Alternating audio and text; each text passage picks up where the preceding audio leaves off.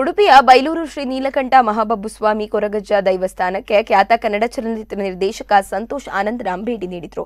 ಈ ಸಂದರ್ಭ ತಾನು ನಿರ್ದೇಶಿಸಿದ ಯುವರತ್ನ ಹಾಗೂ ನಟ ಪುನೀತ್ ರಾಜ್ಕುಮಾರ್ರ ನೆನಪನ್ನ ಮೆಲುಕು ಹಾಕಿದ್ರು. ದೈವಸ್ಥಾನದ ವತಿಯಿಂದ ಅವರನ್ನ ಸನ್ಮಾನಿಸಲಾಯಿತು. ಕಾಮಿಡಿ ಕಿಲಾಡಿ ಖ್ಯಾತಿಯ ರಾಕೇಶ್ ಸೂರಜ್ ಚಿತ್ರತಂಡದವರು ಉಪಸ್ಥಿತರಿದ್ದರು.